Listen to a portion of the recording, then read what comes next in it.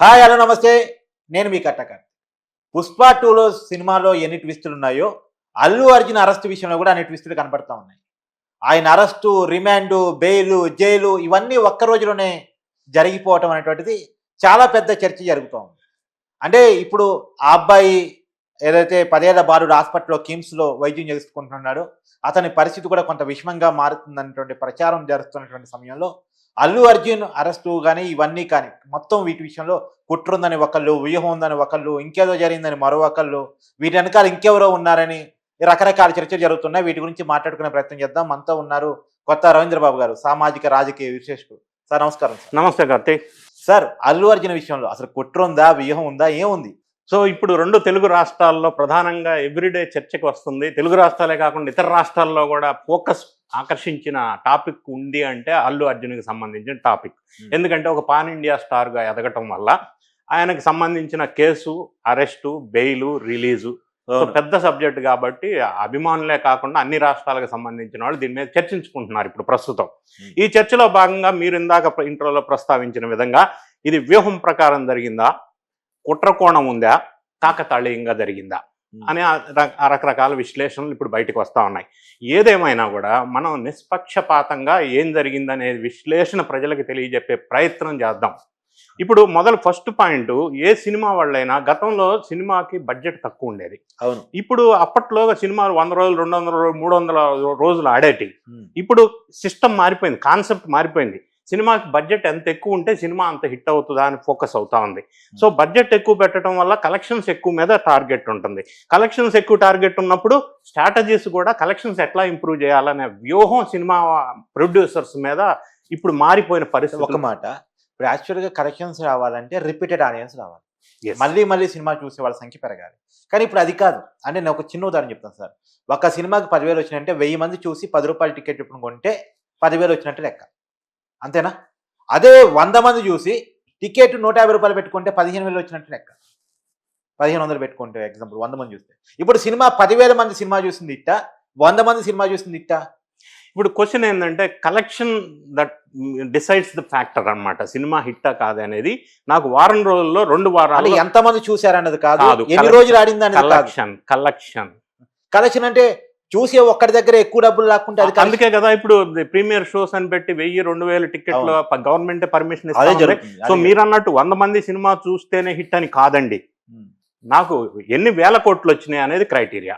10 మంది చూసిన పర్లా, టికెట్ 1000 రూపాయలు, 2000, 3000 పెట్టిన పర్లా, వారం రోజులు 2 వారాల్లో కలెక్షన్ రావాలా, టార్గెట్ ఫుల్ఫిల్ కావాలా. అవును. ఈ యాటిట్యూడ్, ఈ థింకింగ్, ఈ స్ట్రాటజీ, ఈ బిజినెస్ వ్యూ ఎట్లయితే సినిమా ప్రొడ్యూసర్స్ లో, హీరోల్లో చేంజ్ అయిందో, లక్ష్యం మారిపోయిందో. సో ఇప్పుడు ప్రధాన అంశం ఏంది? కలెక్షన్స్ పెరగాలి, టార్గెట్ అదే. కలెక్షన్స్ పెరగాలి అంటే అందులో వ్యూహాలు ఏమున్నాయి? ఒకటి ప్రీ రిలీజ్ ఫంక్షను, తర్వాత సినిమా థియేటర్లోకి వెళ్ళి సినిమా హీరోసో హీరోయిన్సో హడావుడి చేయటం, హంగామా చేయటం. మూడోది కొంతమంది ఇనీషియల్ స్టేజ్లోనే, మరీ ముఖ్యంగా దానికి ప్రధానంగా చెప్పుకోవాల్సి వస్తే రామ్ గోపాల్ వర్మ లాంటి వాళ్ళు ఒక వివాదాస్పదం క్రియేట్ చేయటం, దాని ద్వారా సినిమా మీద ఫోకస్ అట్రాక్ట్ చేయటం జనాన్ని. అరే ఇంత వివాదం ఉందంటే ఏముందో చూడాలని ఒకటి రావటం. సో అల్టిమేట్ వ్యూహం, అల్టిమేట్ లక్ష్యం, గోల్ ఏం పెట్టుకుంటున్నారంటే కలెక్షన్ పెరగాలి. సో ఈ పుష్ప 2కి వద్దాం, అల్లు అర్జున్ సంఘటన మాట్లాడదాం.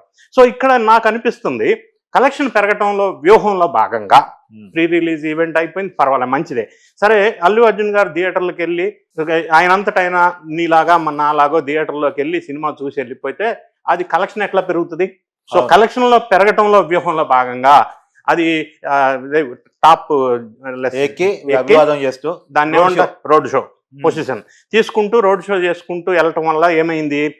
జనం పెరిగారు, చూడటానికి జనం వస్తారు. ఒకటి. రెండోది, సంధ్యా థియేటర్ అనేది కంజెస్టెడ్ ఏరియా. నేను చిన్నప్పటి నుంచి ఉన్న థియేటర్, అక్కడ అన్ని ప్యాక్డ్ ఉంటది. అంటే అప్పుడు పరిస్థితుల్లో కట్టిన theatre. Yes, of course. So ఆ థియేటర్కి అతను వస్తున్నప్పుడు జన సమీకరణ ఎక్కువ చేస్తున్న సందర్భంలో అక్కడ కంట్రోల్ చేయలేము అని చెప్పి సంధ్యా థియేటర్ వాళ్ళు ఇచ్చిన లెటర్కి పోలీసు వాళ్ళు రిప్లై ఇచ్చారు. ఆయన రావద్దని చెప్పమన్నారు. అది ఇప్పుడు స్క్రోలింగ్ అవుతుందో అన్న అందరికి తెలిసిన విషయం. సో మనం సబ్జెక్ట్లోకి వద్దాం. సో వ్యూహం ఇక్కడ ఏంటంటే కలెక్షన్ పెరగాలంటే అల్లు అర్జున్ వచ్చి జన సమీకరణ చేసి పెద్ద ఎత్తున జనాలను అందరినీ సమీకరించి థియేటర్లోకి తోలుకెళ్ళి దానికి ఒక పెద్ద సీన్ క్రియేట్ చేసి పబ్లిసిటీ రావాలా. అందులో వ్యూహంలో భాగంగా ఆయన వచ్చాడు అనేది వాస్తవం కదా. సో దీనికి రకరకాల లాజిక్లు అంటగడుతున్నారు. రేవంత్ రెడ్డి గారు గతంలో ప్రీ రిలీజ్ అదే ఫంక్షన్లో రేవంత్ రెడ్డి గారి పేరు మర్చిపోయారు కాబట్టి ఆయన కక్ష సాధించుకున్నారని ఒక వాదన, రకరకాల లాజిక్. ఏది అక్కడ పక్క రాష్ట్రంలో ఉన్న చీఫ్ మినిస్టర్ గారు చేశారని ఒక వాదన, రకరకాల వాదనలు వస్తూ ఉన్నాయి. ఏదేమైనా కలెక్షన్లో వ్యూహంలో భాగంగా ఇప్పుడు 2000 కోట్ల టార్గెట్ పెట్టుకున్నారు. ఇక్కడ విషయం ఏంటంటే ఈ ఎపిసోడ్ జరగకముందు కలెక్షన్స్కి, ఈ ఎపిసోడ్ అంతా జైలు బెయిలు రిలీజు ఇవన్నీ స్టోరీ జరిగిన తర్వాత కలెక్షన్స్ను మనం ఒక్కసారి అనాలిసిస్ చేస్తే 74% కలెక్షన్ పెరిగింది అరెస్ట్ వల్ల. దీనివల్ల అదే సింపతి గెయినింగ్. దీన్ని ఏమంటాం మనం? కలెక్షన్ పెంచడంలో వ్యూహంలో భాగంగా ఆయన వచ్చి త్రొక్కిసలాట జరిగి ఆమె చనిపోయి ఇంకొక అబ్బాయి చావు బతుకుల మధ్య ఉంటే పట్టని ఈ మిగతా సోకాల్డ్ సెలబ్రిటీసు అల్లు అర్జున్ దగ్గరికి వెళ్ళి మళ్ళీ క్యూ పట్టి పెద్ద ఎత్తున అదేదో వేరే విజయం సాధించిన వాళ్ళని పరామర్శించడానికి వెళ్ళినట్టుగా వెళ్ళారు. అది కూడా కలెక్షన్లో పెంచడానికి భాగం అని నేను అంటాను. అవును, దాంట్లో ఏం భిన్నాభిప్రాయం ఉంది? ఏం లేదు, కరెక్టే కదా. సో ఫోకస్ అక్కడ చనిపోయిన మనిషి మీద లేదు, చావు బతుకుల మధ్య ఉన్న చిన్న పిల్లవాడి మీద లేదు. ఈయన పరామర్శించడానికి ఒక రోజు 12 hours జైల్లో ఉండొస్తే అది కూడా మళ్ళీ కలెక్షన్లో పెంచడం వ్యూహంలో భాగం కాదా? ఒకటి. ఇంకా విశ్లేషణ లోతుకి వెళ్దాం. ఇప్పుడు మనం అల్లు అర్జున్కి అరెస్ట్ చేసి తీసుకెళ్లారు. ఇది కూడా కలెక్షన్లో పెంచడంలో వ్యూహమా, కుట్ర, కాకతాళీయమా? మీరు అర్థం చేసుకోమని నేను మిమ్మల్ని అడుగుతున్నా. ఇప్పుడు ఆర్జీవీకి సేమ్ కేసు బుక్ అయిందా? మరి ఆయన అరెస్ట్ చేయలేదా? చేయలేదు కదా, ఇంకా బయట ఉన్నారు కదా. మోహన్ బాబు గారి మీద అటెంప్ట్ మర్డర్ కేసు బుక్ అయింది. అవును, ఇంకా అరెస్ట్ చేయలేదు, బయట ఉన్నారు కదా. సో వాళ్ళు ఏం చేశారు? అరెస్ట్ కాకుండా చట్టంలో ఏమి ప్రొసీజర్ ఉందో దాన్ని ఫాలో చేసి అరెస్ట్ కాకుండా అవాయిడ్ చేసేగలిగారు. మరి ఈయన ఆ పని ఎందుకు చేయలేదు? నాకు first question. Second question, arrest అవ్వటం కూడా పబ్లిసిటీ స్టంటా ఏంటనేది ఒక్కసారి ఆలోచన చేసుకోవాలా. అరెస్ట్ అయిన తర్వాత ఇప్పుడు రకరకాలు, ఇప్పుడు ఈయన మీద పెట్టిన కేసు 10 years శిక్ష పడే కేసు 105 అంటున్నారు. ఇదే కేసు షారూక్ ఖాన్ మీద గతంలో పెట్టారు, ఇదే సెక్షన్. సో అదే ఇందులో 2 రకాలు ఉన్నాయి.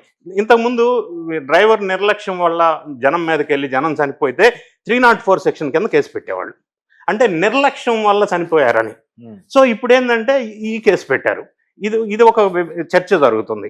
అయితే కేసు పెట్టిన తర్వాత ఆయన జైల్లోకి వెళ్ళిన వెంటనే అక్కడ ఆల్రెడీ క్వాష్ పిటిషన్ పెండింగ్లో ఉంది, 11th వేశారు హైకోర్టులో, అది పెండింగ్లో ఉంది, దాన్ని మూవ్ చేశారు. ఆ క్వాష్ పిటిషన్ కాకుండా ఇన్ టర్మ్ బెయిల్ తీసుకొచ్చిన వెంటనే జైల్లో నుంచి ఈయన బయటికి రావాలి.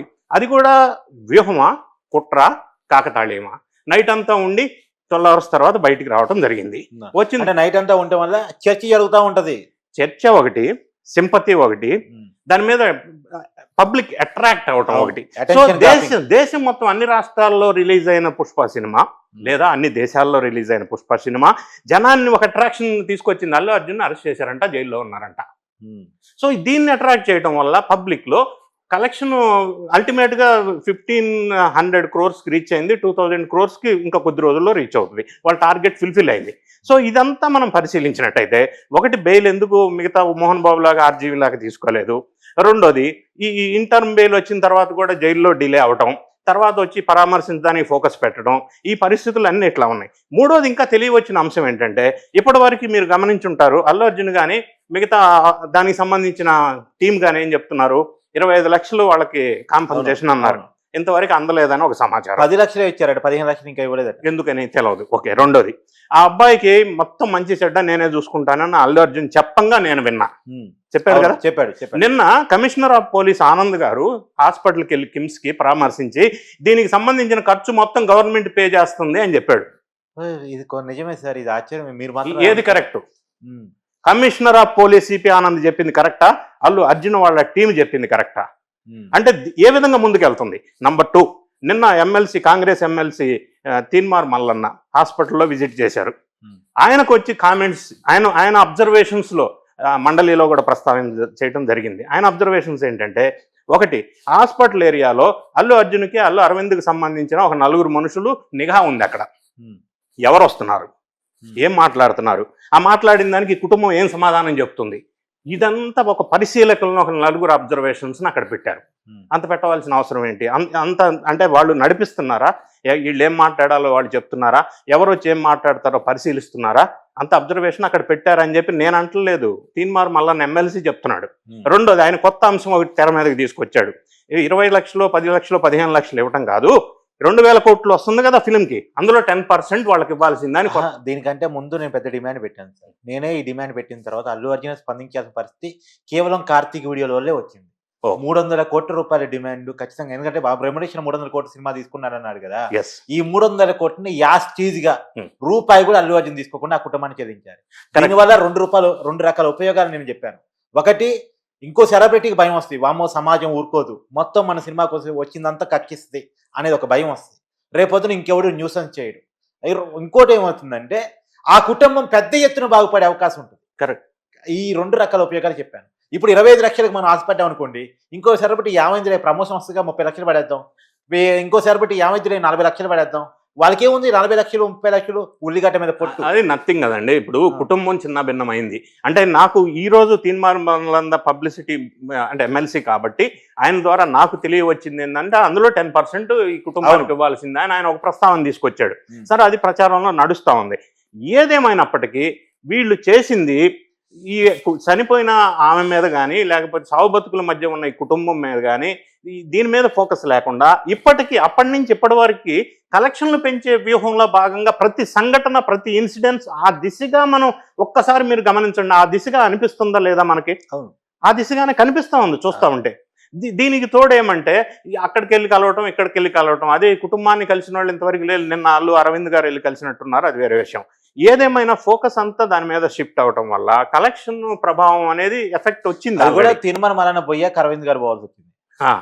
తప్పనిసరి పరిస్థితుల్లో పోయాడు అంతే. నిజంగా ప్రేమ ఉంటే ఇన్నాళ్ళు ఎందుకు పోలేదు? నిజంగా మళ్ళీ అంటాడు అల్లు అర్జున్ కోర్టు కండిషన్స్ అడ్డంకి ఉన్నాయి, అందుకే నేను రాలేదు, నన్ను బొమ్మని చెప్పాడు. నిజంగా వాళ్ళకి అంత ప్రేమ ఉంటే ఇవాళకి ఎన్నో రోజు సార్ వెంటిలేటర్ మీద ఉండే బాబు. ఇప్పుడు కరెక్ట్. రెండో అంశం కార్తీక్, ఇప్పుడు కోర్టులో వాళ్ళ లాయరు, అల్లు అర్జున్ గారి లాయరు, మనం నిశ్చితంగా గమనించినట్టయితే ఆయన చెప్పింది ప్రధానంగా ఫోకస్ చేసింది ఇంటర్మ్ బెయిల్ రావడానికి కారణం ఏంటంటే, సంధ్యా థియేటర్ వాళ్ళు ఏదైతే ప్రోగ్రామ్కి వస్తున్నాడని తెలిసి కూడా పోలీసు వాళ్ళు సంధ్యా థియేటర్ వాళ్ళు లెటర్ ఇచ్చారు 2వ తారీఖు డిసెంబర్న. కానీ పోలీసు వాళ్ళు సరైన ఏర్పాట్లు చేయలేకపోయారు. దానివల్ల పోలీసు వైఫల్యము ఒకటి, నంబర్ 1.